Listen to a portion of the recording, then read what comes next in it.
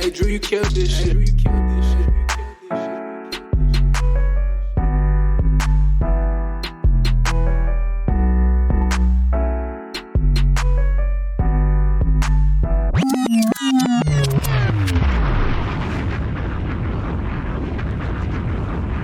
Welcome back, ladies and gentlemen, boys and girls, to another episode of In the Four Corners of Wrestling. I am your host, Marshall, Mr. Soul Simmons. And I got my guys back with me in the square circle. What's happening, fellas? What's going on out there? What up? Up. Hey, Quavo. Quavo. And back with us, we have a special guest, you know what I'm saying, from Tony Cash Gaming Pad Podcast. What's up, Tony Cash? Yo, what's good, everybody? How y'all feeling today, man? Oh, man, I'm just taking it easy, ready to get back into these wrestling topics with y'all. I can dig it, man. I can dig it. Hey, Marshall. Real quick, I don't mean to bother you, dude, but I heard Rell was licking his wounds from an ass whooping, a verbal ass whooping I gave him a couple weeks back or a couple episodes back. So he brought another two lames in to talk about some nerd ass shit like Legend of Zelda. So I'm not really happy about it, but I guess welcome. Oh, Mr. PipeBomb. I think Tony Cash might have some tables for you, baby. I don't know, man. I don't know. We're gonna wish Colin definitely going over the top rope today, most definitely. I like to hear. Shout out to Mr. Muscle Man, licking his wounds. You know what I'm saying? Wish you a speedy recovery. You'll be back soon, baby. So speaking of throwing over the top rope, my man hit it right on the head because y'all know this is Royal Rumble season. So today, this is the old school throwback show. We talking Royal Rumble, baby. 1992 is our pay-per-view of the week. How y'all fellas feel about that, Joe? I liked it. It was a good one. It was a good one. And Star-Studded took me back. Really took me back. I'm gonna go through the card right quick with y'all, as we do. All right, we had the legendary, rest in peace to both these guys, Owen and the Anvil, the New Foundation, versus the Orient Express with Mr. Fuji. Then we had Rowdy Roddy Piper versus the Mountie with Jimmy Hart in his corner. That match is for the IC title. Then you had these couple of Hall of Famers, the Bushwhackers with Jameson versus the Beverleys with the Genius, Macho Man brother, my man. And you also had legendary LOD versus the Natural Disasters with Jimmy Hart. And then we had the iconic Royal Rumble match, which Bulldog and $1 Million Man started. Flair came in as number 3 and ended up winning that thing. It was a great pay-per-view. So we're gonna go around the square circle, get you guys' thoughts. Royal Rumble season, fellas. How y'all feeling about Royal Rumble season? How y'all feeling about the Royal Rumble match? Okay, Jay Will, red corner. So I had to rewatch this at least twice. So let me just say that the overall card for the night was very disappointing. Like, honestly, well, I'm not going to say very disappointing. I'll say it as this. I only remember the first match and the last match. The first match with Owen Hart and Anvil in a tag team match. Solid match. It speaks on how much of a good wrestler as Owen was and Anvil as a tag team. I was not sold as Anvil as a solo, as a singles, but as a tag team, it was great. But the Rumble itself, let's really talk about that. The Rumble itself was star-studded. I mean, we had Ric Flair, you had Hogan at the time, you had Jake Roberts, Roddy Piper, Boss Man in the fight, DiBiase. We had Sid Justice, trash. Who else Virgil did we have? was in it. Virgil was in it. the token for the episode. Shawn Michaels. British Bulldog, bro. Stop for a second. British Bulldog with the half cornrows, half mullet. I'm so confused. I don't get this shit. But, bro, let me just say, like, when it comes to this match, first and foremost, who won? Ric Flair Country. Flair. Woo! Ric Flair won. Came in at number 3. I want to highlight for a specific moment. Well, it was throughout the entire match. Ric Flair, dirtiest player in the game. I mean, he was going for the low blows. He was going for the eye gouges. The motherfucker stayed in that ring. Second none with him and competing with staying in those rings was Shawn Michaels. Those two, you could not get those two out of the ring. Solid Rumble. And then the finish, not only with Flair winning, but like the setup for Sid Justice and Hulk at the end of the match, like, bro, it was solid Rumble itself. Now, the 3 matches in the middle, I'm still undisappointed with it. Like, I'm still questioning how the Bushwhackers are in the fucking Hall of Fame, but then, like, we have other people who are more well-deserving that are not in the WWE Hall of Fame, but the fucking Bushwhackers were. If I said it was a snore before, this one was a snore to see that match with the Bushwhackers. Oh, man. But overall, I honestly, if I could weigh the Rumble in just off of the Rumble itself in the Anvil and Owen Hart tag match, it would be great. But that stuff in the middle ruined it all for me. Just done, huh? Yeah, just man, it was bad. Hey, I can agree with you that Bushwhackers match, like, to me, the Genius put the most work in. All right. Jose Quavo, what you feel about the Rumble? See, the significance about this Rumble is huge. You got to remember, the title's vacant. The title's vacant. Okay. And now the Royal Rumble is going to be the deciding match to see who's going to be the champ. You got Flair, who has been talking about he's the real champ. And now in this amazing moment, you got Flair winning the Rumble and becoming the champ. You know, the storyline, the build, the fact that they, Hogan was battling for the championship with Taker, and it's just back and forth, and now you have Flair coming out of nowhere. It was amazing. But I do agree with Jay Will. This was a moment where you realize this pay-per-view was really for the Rumble.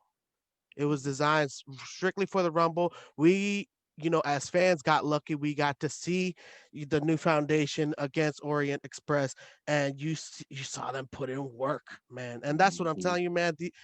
The first of all, the Anvil, amazing worker. And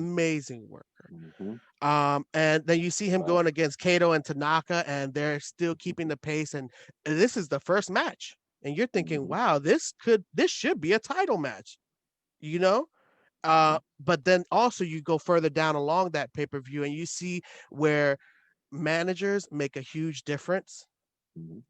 Because if the Legion of Doom, okay, had Ellering talking for them, I would have wanted to watch that segment. But that's just me. That's my opinion, okay? But I just like how they were with Precious Paul. That's just I like that combo more. But they still did a decent match against the Natural Disasters. It wasn't, top rating for a tag title match, but like I said, in this area, you got to understand the Rumble is supposed to outshine it because this is a pay-per-view designed for the Rumble. And what's the biggest thing that everybody always talks about? The championship, who's on top. And Flair says it himself. He says, if you aren't the champion, you can't back up shit. And there was so many rumors going around that Flair wasn't the champ. Flair's not the champ. Oh, nah, he's just boasting about it. Today was that day that he proved it, coming in at number 3. It's incredible. You see him taking hits, getting bumps. You see him going against the Bulldog, and then when he's like, the way that Flair sells it as the heel is amazing, And so that's why I believe for purpose. This Rumble is definitely top 2 in the books, in my opinion, because this is one of the first times where the Rumble decided who gets to be the champion. You win a championship by winning the Rumble. Yeah, Flair put hands on everybody except for $1 Million Man. And that was only because $1 Million Man was eliminated. You know? That's crazy. He worked with everybody in that ring. With the Owen and Anvil match, I love that match. My only thing was, why the fuck did they have those pants on? Those pants was really pissing me off. Because they were trying to be double dragons. I don't know, man. Oh man, it was like, I don't know. MC Hammer, Double Dragon, like, oh my goodness. We'll go to Mr. Colin, Mr. PipeBomb, DC. What you think about the pay-per-view? Well, you know, the funny thing about those pants, man, it's the early 90s. So they definitely thought that was, you know, a trend. It was in fashion. So I can't fault them too much for that. But, you know, this pay-per-view, aside from the Bushwhackers match, I love everything about this pay-per-view. I mean, you know, maybe it was the crowd participation, but everything felt bigger and better and more important. So a random example, you know, under normal circumstances, watching the Legion of Doom versus the Natural Disasters, that is not a, you know, the most appealing match, but, you know, with the crowd participation, and then, you know, when the day is done, it's just 4 big ass dudes just hitting the shit out of each other. It wasn't that bad. The ending was trash. Whack. Right, exactly. But the ending, but it was still, you know, a good little match. It's like, you know, they were above, or sorry, larger than life with the LOD and the Natural Disasters. Funny side note, the Natural Disasters creeped me out. so I remember, so Earthquake, you know, I don't know if you guys remember, but Earthquake was pretty dangerous back in 1990. And, you know, he gave Hulk Hogan like about 4 or 5 earthquake splashes and broke his ribs, sent him out for like a whole year. Creeped me out as a big Hulk Hogan fan. Also, Earthquake squashed Jake the Snake's snake. He squashed his ass with an earthquake splash. Damien. So, yeah, Damien, exactly. So he always you know, Earthquake always creeped me out. Also, his theme song creeped me out. That his theme song was just basically earthquake tremors. So me and Earthquake don't have a good past. But the Mountie versus Roddy Piper. Roddy Piper should have retired 2 years. Well, sorry, he retired 2 years ago, but he just was freshly coming back to in-ring competition. And he looked good, and the crowd was into him. And you know, the one thing about Piper, like, he's just so spontaneous and energetic and frenetic, and it's just, I don't know, dude, it's just hard not to, like, it's just refreshing. It's hard not to, like, you know, really get wrapped up into it.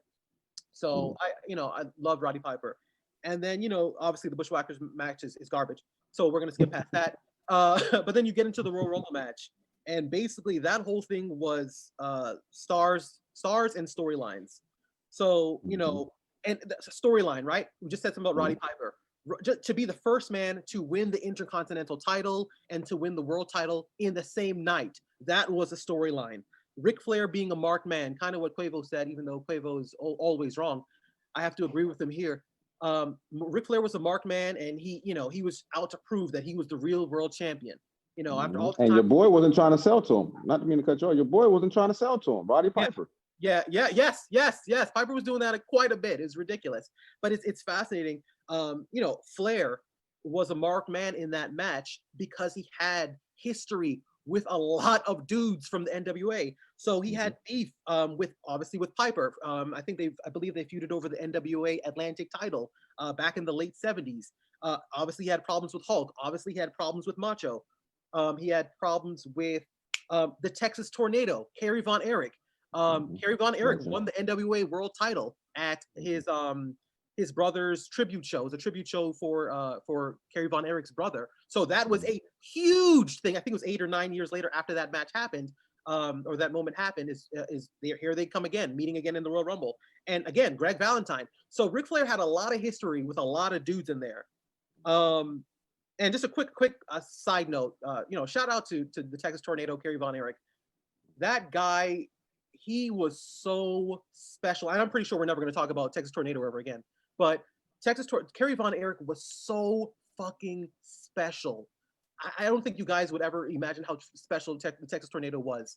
And then he had this terrible, I think it was a motorcycle accident, and he lost his leg, or he lost the lower half of his leg. So I don't know if you guys know this. While he's in the Royal Rumble, he's missing. He's on one leg. He does not have a leg as he's fighting, you know, for the World Heavyweight title right now. So that's just shout out to the Texas Tornado. And to be honest with me, to be honest with you, Tornado, I think Kerry Von Erich, if he had his head on straight, he didn't get into the drugs, and obviously he had his leg, he could have been the modern day Hulk Hogan. I think he was great. Shawn Michaels, a week into his heel turn run, Shawn Michaels throwing Jannetty into the glass. glass. The super kick heard around the world. Exactly. The greatest line I've ever heard was, "Oh my God," by Bobby Heenan. Bobby Heenan said, "Jannetty jumped through the window to get away from Shawn," and I laughed. I thought that was great. And then last but not least, Macho Man and Jake the Snake Roberts. About 6 weeks before, and that's what we're getting into the storyline of it. 6 weeks before, Roberts turned heel, had the Cobra bite Macho Man, and then slap the shit out of Miss Elizabeth. So there was a lot of drama, a lot of stories, a lot of either if they're not Hall of Famers, they're almost Hall of Famers. And then obviously the ending where Hulk, and it pains me to say this, Hulk was a total asshole with what he did to Sid Justice. So, I mean, top to bottom, this is one of my favorite all-time pay-per-views, aside from the Bushwhackers. I can go kiss my ass. Once again, yeah, it was some trash. And quick fun fact history. Hacksaw Jim Duggan won the first one. First Royal Rumble in 88.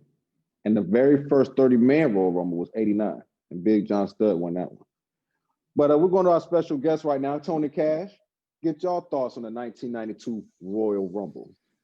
What did you like First off, the wheeling dealing, Ric Flair, woo! You know what I mean? He did his thing out there. He did an excellent job. Mr. PipeBomb, when you were talking about Legion of Doom and natural disaster, that was based off of masculinity. Okay, at that point, like they just wanted to prove how masculine they were. Like, you know what I mean? Like you see two big dudes on this corner and that corner, and like they just running at each other, just doom, doom. Like it was like nobody was budging. So it was just dealing with like so much like we got so much strength. No, we got so much strength. And then, but you have to give it to Owen Hart as well. Like Owen Hart in that match was stellar. I mean, just how he was so nimble, man. Like to be that size, you know what I mean? Like so very nimble. What you think about that backflip off the rope? That was crazy, bro. Come on, man. And the fact that Bret Hart, I'm not gonna get into anyway. The Royal Rumble, you know what I mean? Like I said, back to Ric Flair, all those people that you guys mentioned. I mean, it was stellar. I mean, I do have to agree with PipeBomb here, but Hulk Hogan was definitely being a little snot-nosed kid at the end when he got he was just like held him there like he knew the rules, like, you know what I mean? Everybody for themselves, they trying to get there too. So like, are you kidding me? Like such a little brat, man. And it was like that ruined everything. But then like you said with the Bushwhackers, man, I was just when I watched it, I was like, what is this? Like the way how they march, like they marching down the thing, like arms flailing, and then they spent half the match licking each other's face. Like like they got out there to the fans and just like, like what? It's like just licking. And I question the Hall of Fame as well. But I'm gonna tag Tony. Tag Tony. But you know what? I'm surprised that with all this knowledge that y'all in here dropping, ain't nobody mentioned the fact that when Ric Flair won, that he stayed in longer than anybody else had before, and he actually broke a record. So I'm surprised that y'all was slacking on that and didn't mention that. It should have been PipeBomb. Mr. PipeBomb that know over there from Flair County. Woo. So, I'm just saying, but overall, it was a spectacular match. The Royal Rumble was. Got to give it up for Owen Hart, of course, a hell of a wrestler, nimble, quick as hell, lots of finesse, he could make a match work. He knew how to put on the show. I kind of wish that they probably would have moved that match a little bit further up the card near the Royal Rumble, but I get why they did it like that. You got to, you start off strong to get people in their seats to keep watching because they don't think something else big gonna happen. But when it, it just kind of, get delayed, and you get a nice little pop here somewhere for one match, and then you don't get nothing else until the Royal Rumble. So I feel like, they could have, had the build up to the Royal Rumble a little bit better, but overall it was a dope pay-per-view. Okay. Jay Will, red corner. I'm going to have to agree with one half of the Tetris boys over there. I gotta say the Owen Hart match should have been pushed further up. We could have put the Bushwhackers match front. Hell, it should have been a dark match. The one thing I will say that about the Bushwhackers match was they did get a lot of crowd participation. They did get the crowd hyped. That they did. Into it. That they did. They did a great job with They that. did a stellar job. Yes. But if I wanted to be wowed by movement of the wrestlers in the ring, Owen Hart and them should have been at that time, and it just was not a good match for me to watch. I literally was only excited by the first match and the last match. Like, I need something in the middle, because the Legion of Doom match, I'm a huge fan of the Legion of Doom, but that match was disappointing with them. Like, I felt like I've seen better matches from them on a weekly show, on a Raw. I feel like I've definitely seen better from them than on that pay-per-view. And it's like, y'all wanted me to spend my money on this when I fell asleep for 3 of the matches? Like, it wasn't it for me. But the Rumble itself, well worth it. I thoroughly enjoy my boy, the Nature Boy, Ric Flair, taking that W. My man took the dub. Who entered third. Come on now. Took the dub. Like, hey, he did say in the beginning, in order to beat a man, you gotta beat the man. Woo! And yeah, there it was. And real quick, Ric Flair, if he wanted space from somebody, I don't know if y'all seen it, but he would, the eye gouge. Like, that is a great space creator. Like, you need somebody to back up, go right for the eye. They just like, my eyes. I'm telling you, bro, the dirtiest player in the game. Him, Rowdy Roddy Piper, Shawn Michaels has spots where they just play dirty, and it is It is entertaining. The eye gouges, the low blows, the like, oversells. We got to see Piper some of the was awesome. greatest oversells, bro, from Ric Flair. Like, the fact that he did his little thing when I forgot who did it. Was it a tornado? When he was punching, then spin punch, and then he just walked out there and just fell on face first. Oh yeah, I love that part. His oversells were so great. Like, he knew when to pick them too in that whole thing when he was lasting that long. And even Shawn Michaels threw a couple. I think he threw one in where he did like the same person hit him and he did like a 360 and then fell. Like, and then got back up and fell again. Like, what? And then he was on the rope that one time and they threw him back in the ring. That was funny to me. I'm like, yeah, Shawn out there working. Yeah. Colin, what you think? I mean, it's the little things that count. And I think it's kind of a lost art today. But like randomly, exactly. Flair did this thing where, to speak to what you guys were saying, Flair did this thing where he goes and he high-fives the Barbarian. He high-fives the Barbarian and then just immediately turns around and tries to chop him. And I'm like, why would you do that? He was on your side. Why would you a millisecond later just try and chop this dude in half? And obviously that didn't work. And like, it's just like the little things, like, Rick Martel, when Rick Martel, the model Rick Martel got in there, like he would try and shift his body weight and look like he was really trying to eliminate people. Like he was frenetically trying to get people out of the ring. Things like Boss Man's punches, like Boss Man's uppercuts were just the snap that they had to them. They were like, he threw like 50 of them and they just looked crisp and real. A dumb little thing towards the end of the evening was when Flair was having his victory promo or whatever, and everybody was all hyped, and then Gene Okerlund just yells, "Put that cigarette out!" It's like, yeah, that was funny. Yeah, that was random as hell. But that shit, I was rolling because it made no sense, but it was just everything was caught up in the hype of the moment. Like, I guess, I don't know, Flair won and somebody was happy and they started getting a victory smoke. But it was just, everything was, I don't know, man. All the little things meant up. Hey, as a matter of fact, Hulk had somebody in the corner. And for a quick second, Roddy Piper started to sneak up on him, and they had you could see Roddy's face, and Roddy looked like, I'm gonna choke this motherfucker. Looked like I'm gonna choke this dude out. And then what does that mean? It was an allusion back to WrestleMania 1, that heated feud between Hulk and Roddy Piper. So like, it's really crazy to think how they had all these subtle little things to just make things great. And by the way, I know I'm about to get shit on real quick, but British Bulldog, he could do no wrong with those damn cornrows. I loved those braids. Sorry, those braids. I love that shit.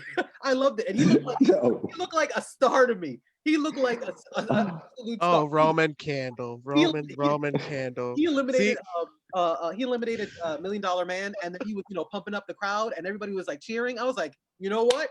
Give that man the world. Give that man the world. Yeah. Like, that mop top bullshit on his head. No, man. Give that man the prize. I love that dude. Him and his brain. Oh my God. Whoever was in charge of hair in the back should have been fired back then. You know what I'm saying, Quavo? I don't get it, man. It works with Sean, and then they think, let's put it on Bulldog. Let's see if it works on Bulldog. No, man. It's hilarious. But I agree with him, man. I don't know who was styling his hair, who was in wardrobe that day that was like, you know what, you're gonna look good. Try that look. No, don't do it. Oh my gosh. But see, this is what I love about the Rumble, and I think that's what Pat Patterson had envisioned when he, made this idea accidentally. He was like, you know what, illegal run-ins, could be really cool if we combine that with, an actual match, and I actually made it look like a real run-in, like an intentional run-in, not an illegal one.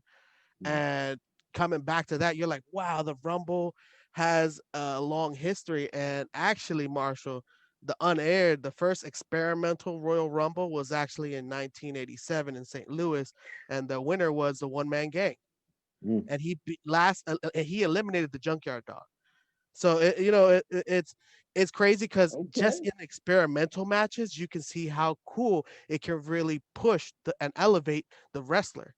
So it changes the type of the match, and now you're looking at it like, wow, okay, Flair is actually very entertaining when he's not getting pinned. You get what I'm saying? Got you. And thank you for that bit of knowledge, Jose. Jose, with the win. I see you. No. Hey, Marshall, it's Quavo. My man at the blue corner. Hey, Marshall, real quick. Just a personal thing. This is a personal thing for me, and I know we may all agree with this. Watching this match, with the Rumble in particular, I have to appreciate how they advanced it with making sure wrestlers got their music when they did their intros, because you get a much better crowd participation. You get a much bigger pop and excitement from the crowd. Like, yeah, we see them come out. Like the 92, you didn't hear any music of any wrestlers coming out except the first two. But when you saw them come out, you're just like, oh, here they come. But when you heard the wrestling music in future Rumbles, it created a pop and bigger excitement for us that I'm glad they kind of made that change over.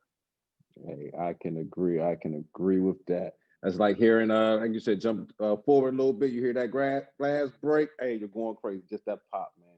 So moving on, got a question for you guys concerning the Rumble and the participants, the guys who won, great superstars that won. Did it hurt or help them? Solid question. That's a really good one. Okay. Who wants to have first crack at this? All Who right. wants the number one? I'll go. I'll take the number one spot in the Rumble. Okay. The funny thing is, when I was little, I used to always I would dream about winning the Royal Rumble. I'm like, that seems like the greatest thing ever. You got all these dudes that you're fighting, and you're the last man standing. And I was like, I always thought that was appealing to me. As a matter of fact, there's actually a game I play with some of my friends to this day. Like, you go somewhere, you go to a movie theater, you go to, you're on a bus, you're wherever, you go to whatever spot you're at. And then you say to yourself, okay, quick, it's a Royal Rumble. Who would you take out first and why? Just a quick little game. And then, usually pick some little old lady. But anyway, the funny thing is, back in the day, winning the Royal Rumble, I thought, like I said, was the greatest thing. And these days, if you go over the list, over the last, maybe the last 10 to 15 Rumbles, aside from Seth,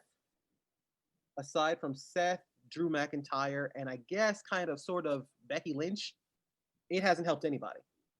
They were already either big stars or no, that was it. Yeah, they were already big stars, or like even Seth, I kind of had to stretch that out because after he kind of lost a little bit of luster after the fact.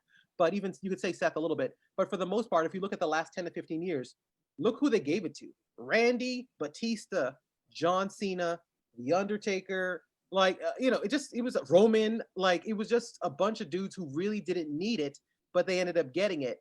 So I wouldn't say it really. I would say it wasn't helpful. It wasn't helpful, and to a lot of other dudes, it was hurt. Like Nakamura was hurt by it because he lost. Asuka was hurt by it because she lost, and they just disappeared after that. Charlotte, it didn't help Charlotte. Like Charlotte was always going to be Charlotte. So it was more for it definitely wasn't helpful. Winning the Royal Rumble within the last 15 to 20 years hasn't been helpful to anybody aside from maybe two people. Okay. Jose Cuervo. See, that's asinine because you're talking about never including the rated R superstar. How could you forget him as a Rumble winner? Rey Mysterio.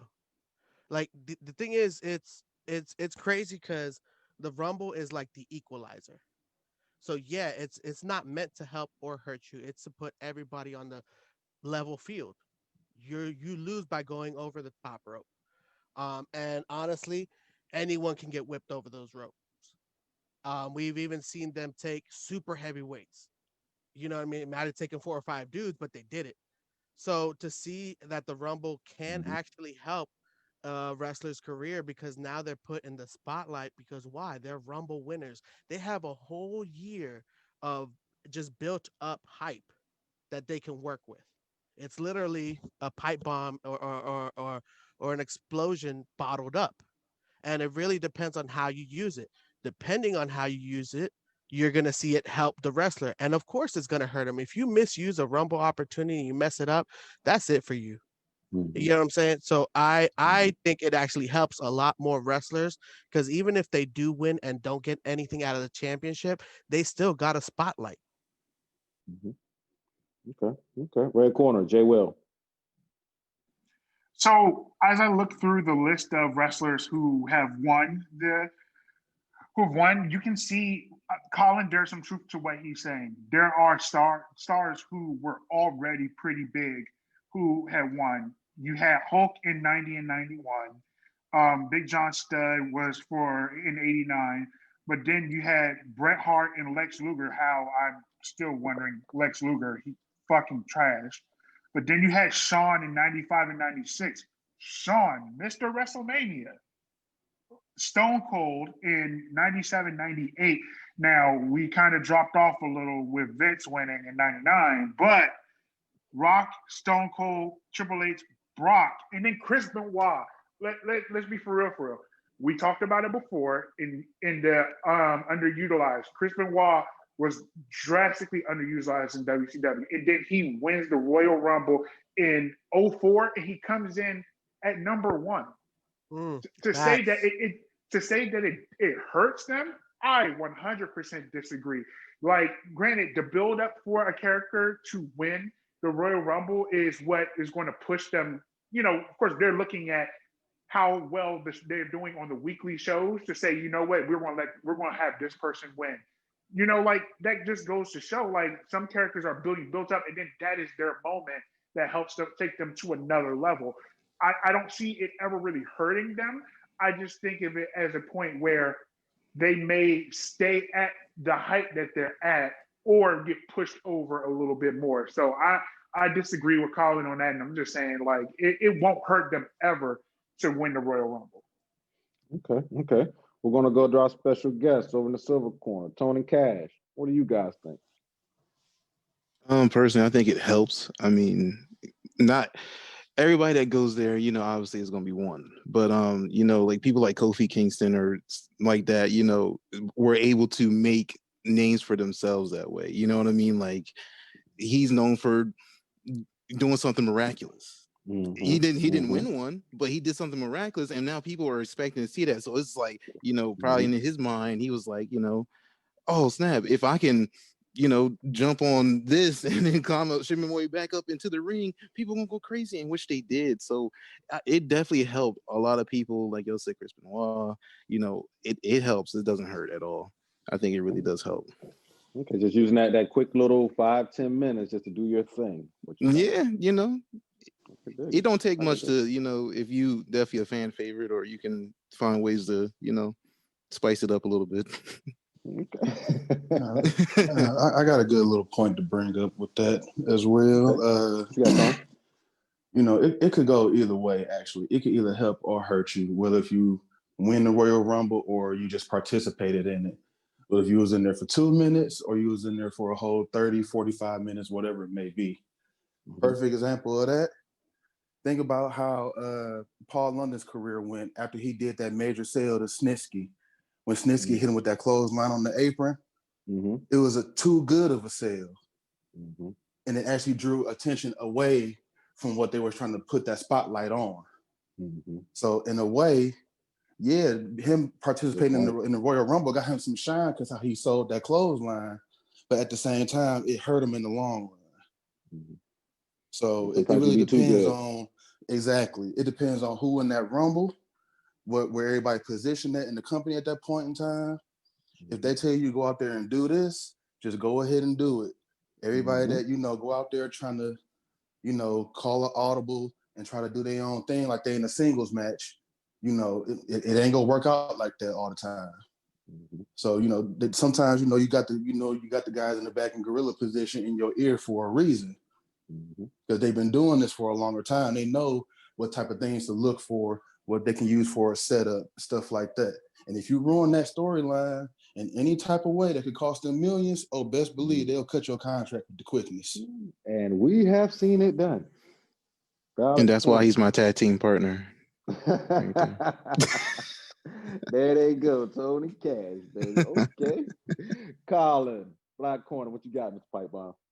You said, so, you said that's why he's your tag team partner. I mean, 0 times 0 is still 0. So I don't know what that means. Wow. But anyway, as we move on. I'm looking, like I said, I'm looking at the thing. Like the list of the previous Royal Rumble winners, and I think it was Quavo, but I'm not too sure. But if you use it right, you're kind of, it's a thing to elevate somebody to the next level. So Benoit, like you kind of had a feeling about Benoit, but you weren't sure that he was going to get the win. Nakamura, you kind of had a feeling, but you weren't sure. Mysterio, you kind of had a feeling, but you weren't sure. Okay, kind of, sort of. Whatever happened after that moment in time, it still was a positive. It's like a jewel. It's like a feather in their cap. It was a crowning moment. It's one of, I think, only like 30 people or whatever, 35 people have won the Royal Rumble. The problem is WWE is not using it like that anymore. Orton, Triple H, Reigns, Batista, Cena, Sheamus. Quavo said something about Edge. Edge was already like a 6-time world champion by the time he won the Royal Rumble. So why the heck, you know what I'm saying? It's not due to, okay, you know what? Here we go. It's your time to shine. It's your moment here. We're elevating you to the next level. The Undertaker won. Like, it's kind of like, you know what I'm saying? It's not helpful anymore. They're giving it to people who are already at the top or damn near at the top. It's not like like I said, with Benoit and Mysterio and even Del Rio to a lesser extent. It was used to prop them up, but then all these other dudes, 15 other times or whatever in the last 20 years, it's been given to already established people or people that didn't need it, and it's not good. It's not hurting them, but it does nothing. I take that back. It's hurting other people because other people could get that moment. So it is. So yeah, I take that back. It's them winning does nothing for the established person, but it's hurtful for the people who could have had that opportunity and done something with it. Okay. Anybody want to follow Colin said? Or are we all on the same page? Of course, because I'm always right. Fuck. See, look, he's Now, over see, here here we trying go. to go off already, all early, trying to light off. See, that's why he'll never understand why the Rumble really does help wrestlers. Right, Quavo? Because you have wrestlers that have been making names for themselves in other brands, and they have been killing it, bro. And then when they come to WWE, the main platform, when they come to the main platform, they don't even get that chance to shine. But Rumble is that one place where you can actually see a small guy winning, as opposed, this is American style wrestling, okay? So what, you don't expect the small guy to beat a giant like Khali. You get what I'm saying? But in the Rumble, it's possible. So that's why I'm trying to tell you, like, overall, it will help you. It's, at the end of the day, it's a match where you can get shine, even if you're not even in the Rumble for more than 2 minutes. People knew Santino Marella with infamy. Why? Because he ended up taking somebody else's quickest time out of the ring. And now people get famous just by being the quickest out of a ring. You get what I'm saying? So the Rumble does help wrestlers in so many different ways that it makes it, and it marks them. Exactly what I said about Kofi. You know, Exactly. Like, you look so at Naomi now. Naomi is killing it in the women's Rumble, and she's yeah, using the gimmick that Kofi was using. Just saying. It's funny, like so for example, you're talking about time to shine like Kofi and stuff like that. That is hurtful to Kofi, because for example, let's let Kofi do something really cool in Money in the Bank. Let's let Kofi go do something like the good little boy. Let him go do something pretty cool once a year in the Royal Rumble. That doesn't make you a world champion. So you're telling me, hold on, Sean did the same crap too, where he didn't win, but he almost touched his foot, or only 1 foot, so he didn't get disqualified. Are you kidding me? Come on. And then he was infamous for that, and being the guy that can get back into the Rumble without even trying. Sean won, when he did that. Sean won the Royal Rumble that year. That's so get your facts right. That's the first thing. Exactly. What a Rumble, another person that won, and he's infamous for that. Shawn Michaels, in damn near every single Royal Rumble, was in that Royal Rumble for about 30 to 40 minutes. He wasn't just doing a little thing here and there and one quick little spot, and then I get my ass embarrassed and thrown out. So that is meaningful. That is meaningful. But going and doing a little thing, oh my gosh, he didn't fall off. Oh, he's doing a handstand. Oh my gosh, he's standing on the table and using the chair to play hopscotch to get back in the ring. That does not help your career. It's a nice little moment in time, but that doesn't help your career. Being Mr. Long lasting in the Royal Rumble, that's an okay thing. But at the same time, there's a lot of dudes who did that. Rick Martel, the previous year, we just got off talking about the 1992 Royal Rumble. Martel was in the 91 Rumble for 50 minutes. How that shit end up for him? He got eliminated in 12 minutes the next year. So it's this. Long story short, now these days, within like the last 15 to 20 years, it's done nothing for almost everybody. It hurts people. Okay. Tone Cash, what y'all got? I mean, it's to him, it's a hurt. I mean, to us, it's we got something out of the deal. It's about the audience, not about the the people. And they stress that every time they get out there on the air. It's about the people.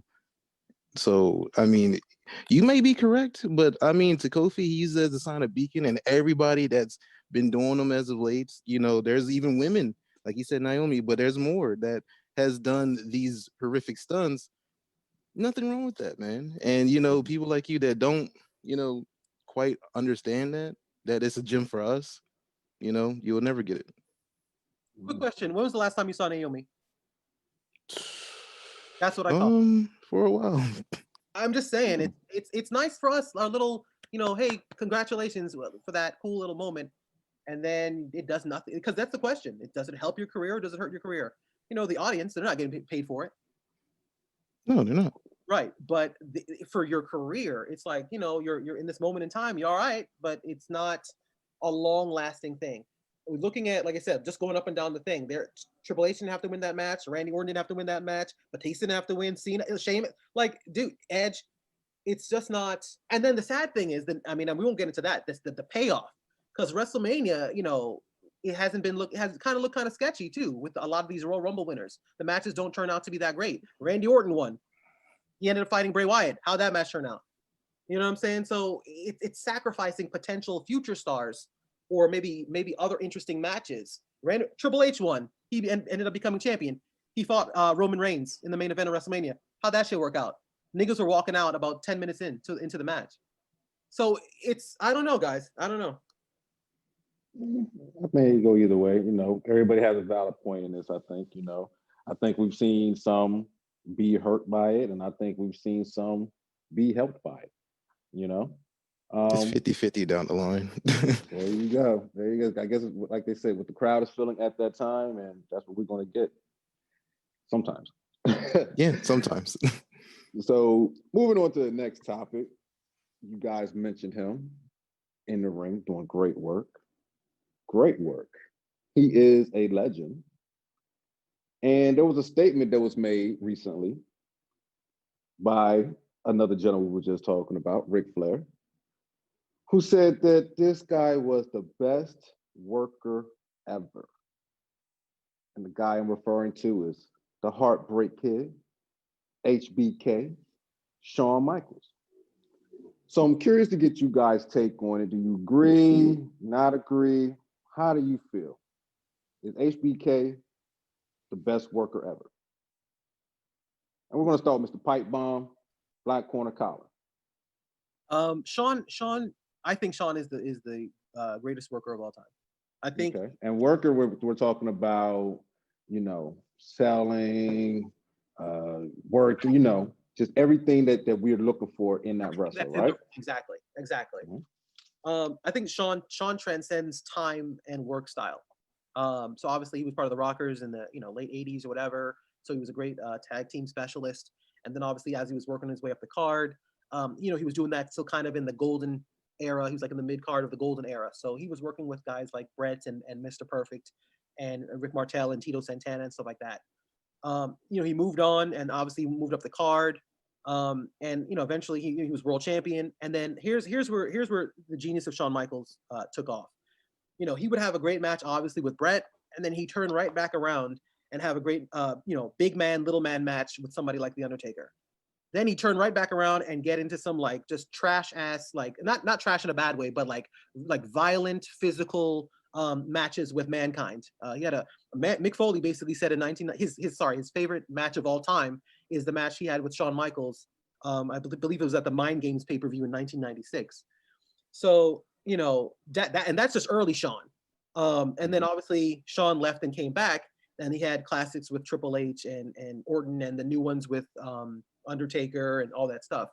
So I feel like other people that quote unquote are the best, that were named or deemed the best worker, they couldn't cross or couldn't transcend time and work style. I don't know personally if Macho Man, and I love Macho Man, I don't know if he could get into a street fight with Mankind.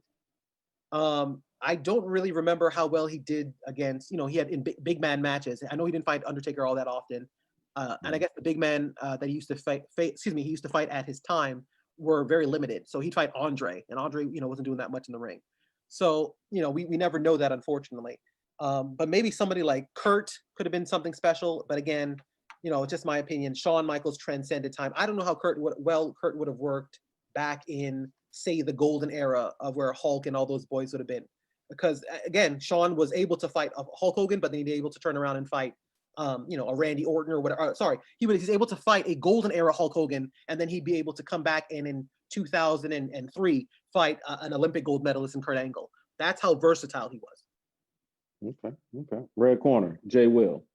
What do you think? HBK, best worker ever? So, hearing my boy Ric Flair say that, I really want to agree. That's why I'm only halfway there. One of my biggest problems with Shawn is to know how he was acting in his younger years behind the curtains. Granted, we had amazing matches from him where he fully put his body on the line with a lot of these matches. We know the infamous Stone Cold match of WrestleMania when Mike Tyson was the referee. His broken back, but still he sold that match. He's a king of overselling people's moves. You have to appreciate somebody who's willing to oversell to put someone over in such a good match. Do I think that he is the best? No, because we shouldn't have to deal with no one should have to deal with the politics before that. You should be okay with understanding I got to do this match, whether it's to put someone over or it's for me to get over.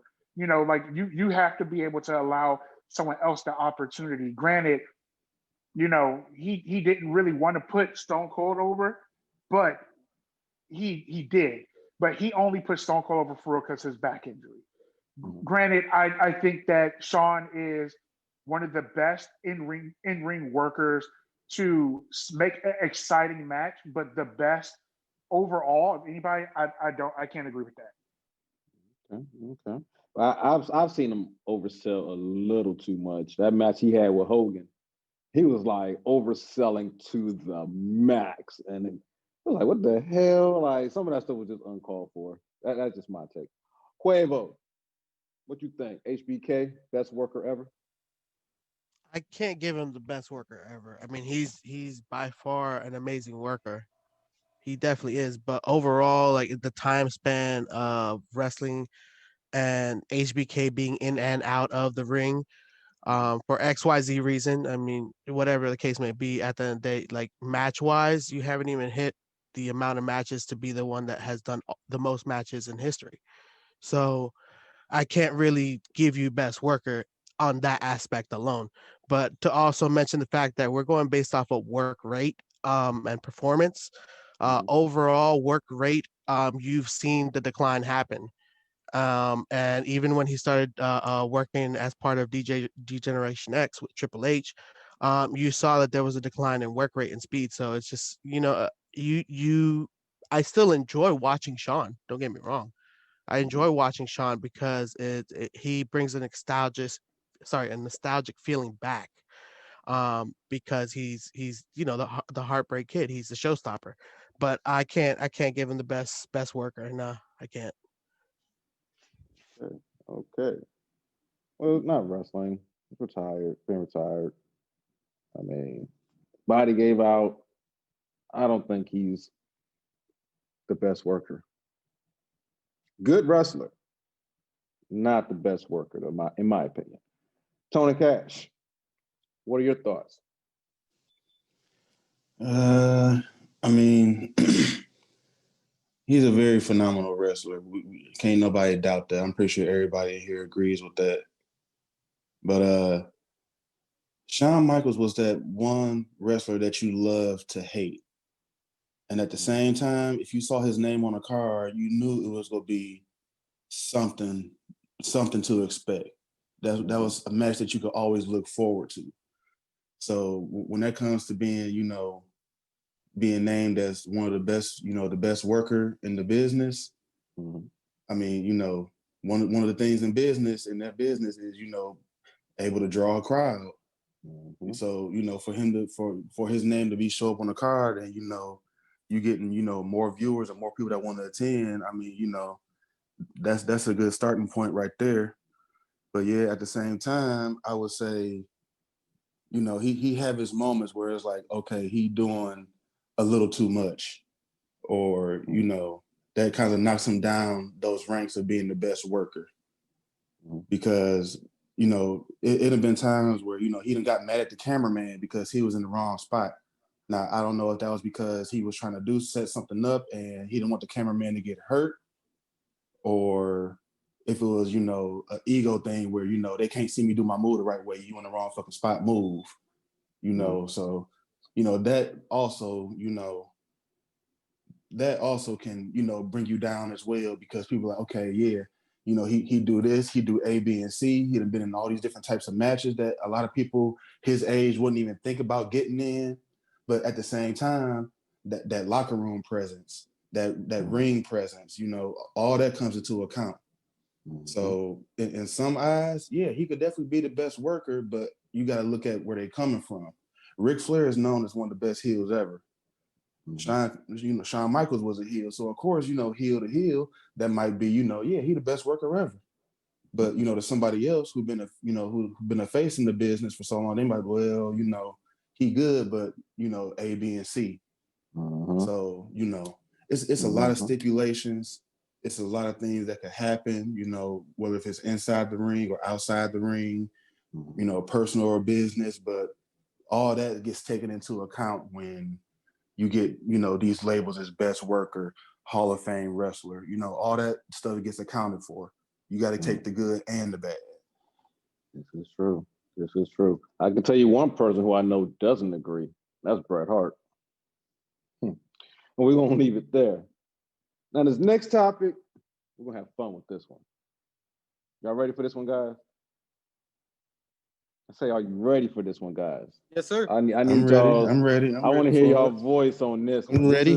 This is one of the parts of wrestling that I love because you can get so much entertainment out of this, and it is managers. Man, who is the best manager out there? Old school, like, to me, Bobby's the man.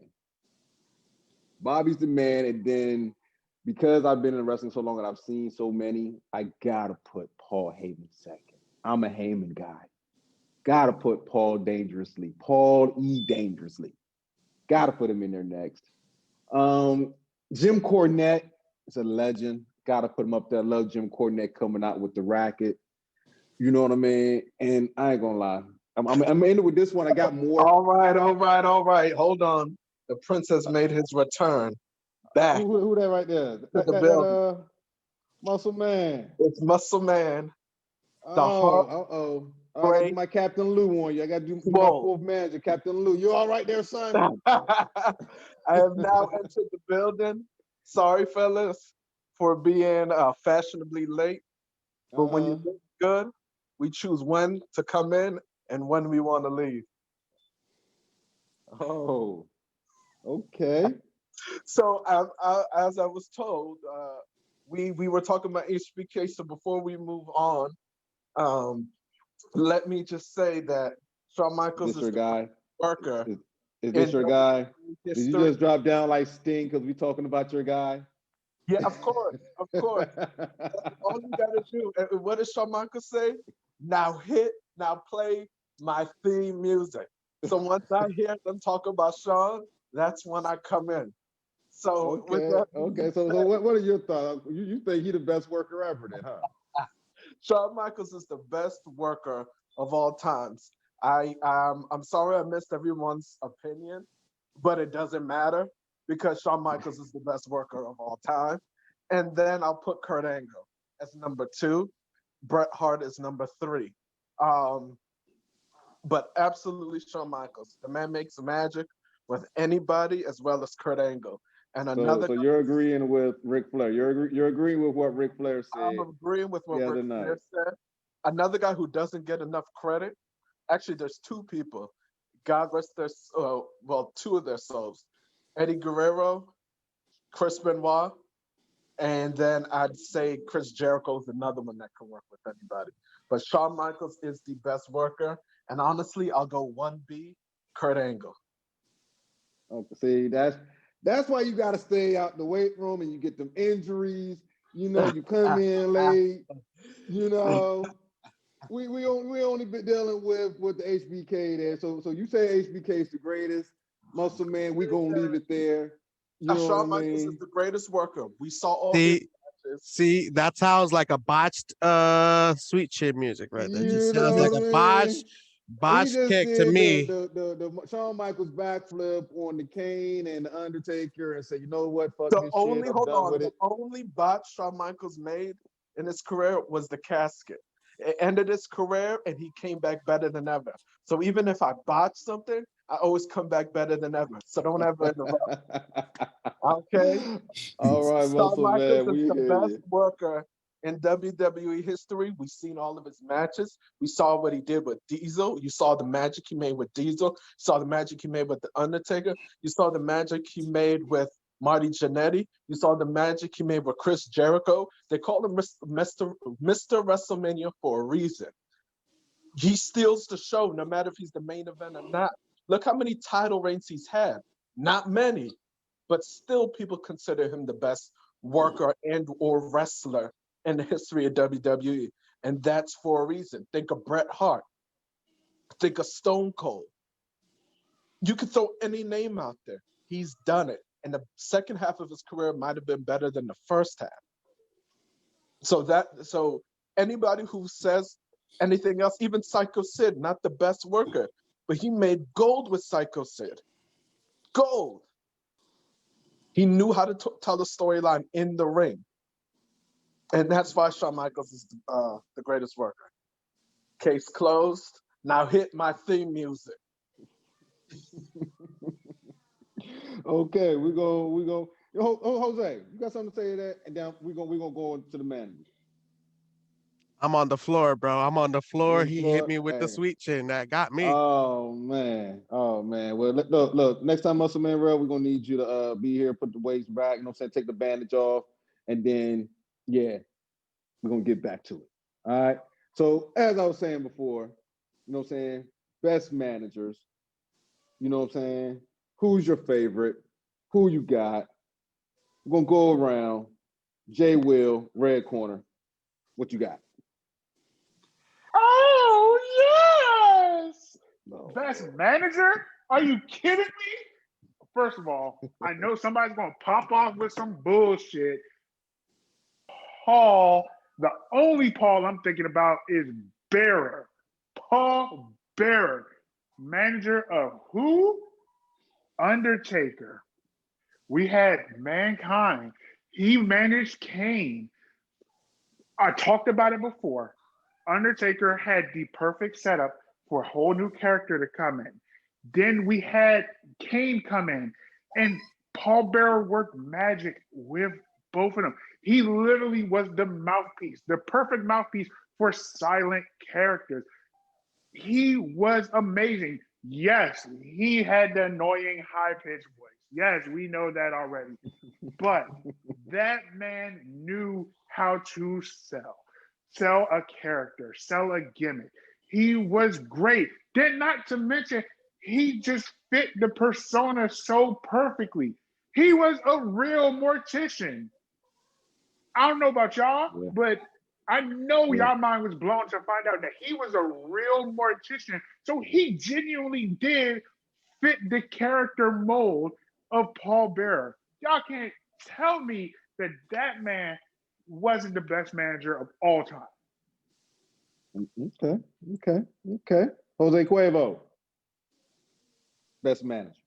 Man, see, I love Paul Bearer. I ain't gonna lie, I do. I love him. I mean, he's an amazing manager. Just his style, his charisma. I mean, the fact that he's an actual mortician and he can play that as well and not break kayfabe, like that's incredible. But I'm sorry, my top guy is Paul Heyman. I'm a Heyman guy, man. Heyman guy. Heyman, bro.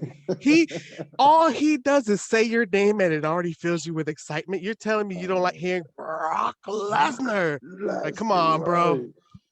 And it's just incredible seeing how many he's actually managed and created, like the necessary push just by being in that realm where they're working together and they can feed off of each other. And even when you put him next to somebody who does actually talk, like CM Punk, you see, bam, there's actually chemistry here. He there's a moment where he literally told Heyman, just hold the belt. That's it. And all you're gonna have to do is lift the belt.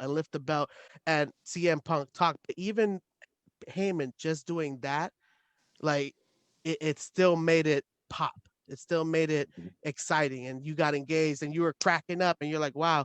And he does that with a lot of wrestlers. So I still see him continuing to do that now, and I think that's why I keep him at the top. Yes, to me, Heyman is one of the best to do it. He's doing what he does, you know what I'm saying, here with Roman. I remember when this guy had hair and he used to walk around with a cell phone. That's how far back I go. Paulie dangerously, you know, baby. exactly. Like I said, when I tell you I'm a Heyman guy, hey, like one of the best to ever do it. You know what I mean? And after him, for me, like I say, Captain Lou, he's another legend. But Colin from DC, your managers. So y'all are fucking up. And Paul Bearer isn't even on my top 5. I don't even know what the hell I don't know what you're smoking. I don't know what's going on, Jay Will, but you gotta get that together. I think you might have to go to rehab and get off that addiction because it's too much. Paul Heyman. Paul Heyman is not a manager. Paulie Dangerously was a manager. Paul Heyman is an advocate. He doesn't get involved in matches. He's a great mouthpiece. That's great. But we're talking about top overall manager. Y'all gotta look at the producer notes and read and embrace, soak it into your brain, and then you could really process this question. So who's the best manager of all time? Excuse me, the best managers. I got 3. My number 1 is Bobby the Brain Heenan. It's self-explanatory. Just a quick list. He managed Ric Flair. He managed Andre the Giant. He managed Ravishing Rick Rude. He managed Harley Race, world champions. And obviously a bunch of people down the line in the Heenan family. Bobby Heenan, and he would get involved in matches. He would try and do things in order to help his guys win. That's a manager. So he's not only is he, saying, hey, do this, do that, whatever. Not only is he saying he's a mouthpiece and talking that trash, but guess what? He's physically getting involved and trying to change the momentum. He's trying to find a way for his guy to win. Second best manager, I got Sherry Martel. Scary Sherry, Sensational Sherry. Sensational Sherry. Exactly. Whatever the hell you want to call her. She was amazing. She would get in involved in every single match, one way or another. Yes, I loved her with Macho King and Harlem Heat. Exactly. I have it right here. Macho King, Randy Savage. That whole thing was dramatic. That whole storyline. Shawn Michaels, obviously. She was with Flair. She was with Harlem. She was with Harlem Heat during that little infamous moment when Booker T got a little too over. And then my third one is Jimmy Hart. My number 3 is Jimmy Hart. He managed Hulk. He managed Honky Tonk Man. He managed the Nasty Boys. He managed the Hart Foundation, and he managed the Big Show, aka the Giant. Jimmy Hart. There was one time I saw. First off, again, Jimmy Hart getting involved in matches, being an annoying mouthpiece, being an annoying distraction. There was one night. I don't know if it was WrestleMania. So as you guys know, he has these airbrush jackets, right? And he has one or two things he either does. Either A, he has the names of all of the people he manages on that, that jacket for the night, or B, he will have multiple jackets that are specific for that client. So there was one night where I think he had like 6 dudes, and he literally had a jacket for every single person that he managed. So there's Earthquake and Dino Bravo and the Nasty Boys or whatever. He had a special jacket for each one of them as he walked down the aisle. So he's going above and beyond. So again, pasty face doughboy Paul Bearer. Oh wow! Yes, the Undertaker was special, but that's the Undertaker. Kane, hit or miss with what he did with Kane, even though that's Kane's daddy apparently, and he didn't do shit with Mankind. He didn't do that much with Mankind. Paul Heyman, again, he's a mouthpiece, y'all. He's a mouthpiece. He doesn't do anything physically to help Reigns win. He's not a good manager. He's a great advocate. There you go. Old school Paulie Dangerously, with the cell phone, he was getting involved. Back in the day, right, but not Paul Heyman. There's a difference. Hey, to me, I'm a Heyman guy. So I loved him then, I still love him now. Jay Will, red corner. Matter of fact, we're gonna skip Jay Will. We're gonna skip you. We're gonna come back to you, Jay Will. I want to go to our special guest right quick. We're gonna give our special guest some shot. Tony Cash. I know y'all know managers. Give me your top managers. Now, I hate to say it, and even though Mr. PipeBomb over there in his Hulk Hogan PJs, eating his cereal, taking his vitamins, and saying his prayers, I do have to agree with him. Bobby the Brain Heenan, and Jimmy Hart. Of course, Bobby the Brain. He was quick with it. He was comical. He always knew how to draw heat for his, for the people that he managed and stuff during matches and stuff. Like he said, he got involved. Same thing with Jimmy Hart. I know, for me personally, I would get annoyed as hell if somebody is screaming in the fucking megaphone on the side of the ring while I'm trying to wrestle. That just is no. You can't get no more. interfering with the match than that without actually jumping in the ring or Can be hitting more somebody with annoying. something. like facts. Like that's so annoying. Hey, you messing up. I'd be like, chill, bro. Like, Could you imagine? But that's what would work though. He would get on people's nerves. They go after him, and then his superstar can come in, get a swoop, a little quick swoop from behind, a little quick pin or something. All that stuff helps him go into being a manager, and those two was the epitome of that. Okay. I hear you. My tag team partner. What's that? I said my tag team partner right there. Oh, I know that's right. Okay, Muscle Man. Yo. What you got, man? Your managers. Whew. So I had to think on this one while you guys are talking. And I got to give respect to Paul Heyman. He's not my number one. He's not my number two, nor is he my number three. But Paul Heyman is an amazing manager. And if I was a wrestler, he would be one of my choices right now, because there's none that exist, but he would be one of my choices. I agree a lot with Colin. Again, here we go. Bobby the Brain is my number one. I don't know how anybody else can dispute Bobby the Brain. Prior to me naming wrestlers that he managed, he introduced Brother Love, who was also the original manager for The Undertaker. And people forgot that he's the one that introduced Brother Love, who was also a good manager during his little time there. But Bobby the Brain, I mean, Big John Studd, Hercules, the Islanders, that's how cool. People forget about that. Brooklyn Brawler, the Brain Busters, Mr. Perfect, Paul Orndorff, Ric Flair, Rick Rude.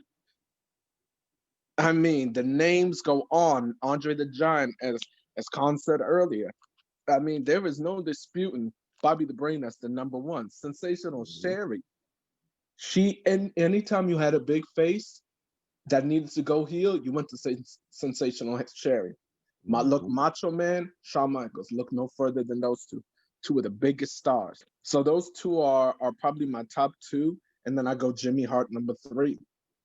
We saw who he managed, the spray paint, the microphone. Well, I'm sure it's not called a microphone, but thank you. When he would talk through it, he loudmouth, brash. He had it all. Hulk Hogan also made him.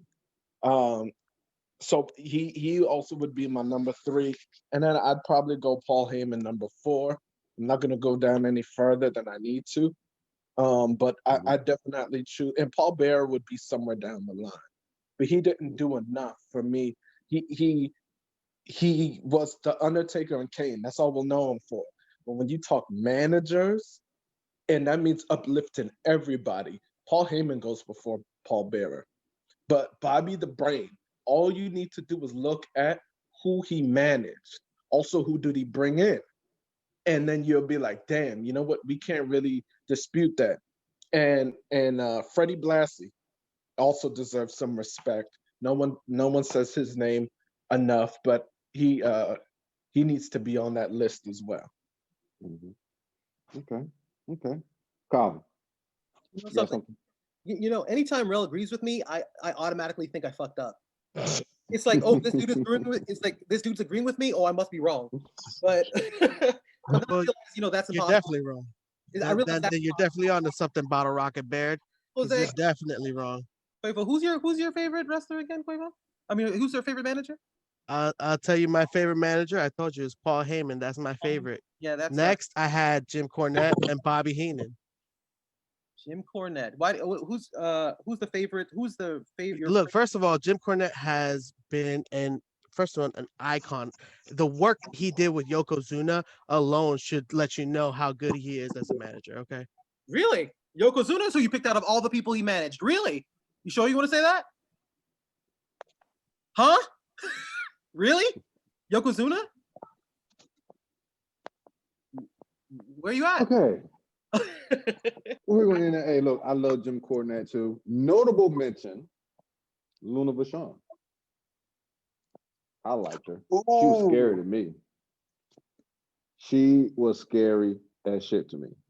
You know what I mean? She got involved in matches. Just her voice, that raspy ass voice, like, come on, man. She was scary. You know what I mean? Another one, Mr. Fuji, Harvey Winkleman. You know what I mean? Just legends. Another one. People might be sleeping on her. I mean, with this one, Vicky Guerrero. Oh yeah. That was a good one. All right. So that's our show for today. Ladies and gentlemen, we'd like to thank y'all for joining us. Tony Cash, y'all have fun with us today, man? Oh yeah, most definitely. We always have Well, fun you when know, we come here. you know, I like coming kick it with y'all, man. Bad. You know, we got to come to y'all house too, man. You know what I'm saying? Yeah, Tell the step folks in where our y'all at, realm. man. You know what I mean? Tell the folks where y'all at, man. Tell the folks where they can catch y'all at, man. Tony Cash Gaming. Oh, I want to hear this. Podcast. Go ahead, Tone. Go ahead, Tone. First of all, my Twitter is Tone Corleone 450. And if you want to know my Facebook and my Instagram, you got to come listen to our episode on a podcast to get that. Y'all got to tune in. And you can always catch me, Cash Senpai, on Twitter. You know what I mean? Follow me on Facebook, Sean King, and Instagram, DeMarco Cash. I'm always doing something on one of those social media accounts. One of them. Real quick, what's the name of that podcast again? 0 times 0? Or wow. No, I think he said it was the Tetris Boys. Oh, okay. Got it. All right. Ooh, Oh, I cannot thought he wait. said Waluigi or Mario. Oh, I cannot It'll wait. come with the tear shots. Mario. I cannot wait. Come to our realm. Don't get too disrespectful now, fellas. That's Tony Cash Gaming Podcast, baby. Muscle Man Rell. You brought your tag team through, you know what I'm saying, setting up tables and stuff. You know what I'm saying? You showing up late. You know what I'm saying? Yeah, my bad. Your tag team held it down for you. I told you, and I appreciate everybody who held it down while I was gone. You warmed my seat for me, and I came back and did what I had to do. But I appreciate you all. that pectoral muscle, that iron, you know what I'm saying? You over there clanging and banging that, baby. Yeah, it's all good. But all jokes aside, I was spending time with family. It was my daughter's birthday's Monday, and so we took pictures and stuff. So I had to. We're preparing for her birthday party today. So, but I appreciate you guys holding it down, and I respect you all. Just want to let y'all know that. Ain't no problem, man. Hey, happy birthday to little mama. You know what I'm saying? You know we had to throw that kayfabe up in there, mess with you a little bit. You know what I mean? Quavo, Colin, Jay Will. Y'all had a good time. Yes, sir. Yeah, always. Tripping out Yes, with sir. Tony Cash and Muscle Man Rell. Yes, sir. You know how we get down. Quavo. Oh, you know it's always fun in the ring. Yes, sir. PipeBomb. All day, man. Yes, sir. Once again, we'd like to thank y'all for joining us. This has been a 613 Fake production. You can catch us on YouTube. Remember, we got 2 shows, Throwback Thursday and Update Sundays. I am your host, Marshall, Mr. Soul Simmons. You can catch me on Twitter, Instagram, on Facebook. I'd like to thank our producer, Chili T. Mike Turner. Catch him on Facebook /613 Faye Productions, Instagram 613 Faye DMV, and on Twitter 613 Faye. Once again, this has been In the Four Corners of Wrestling. And remember, lead us to the professionals. Don't try this at home. We're going to catch y'all. Peace.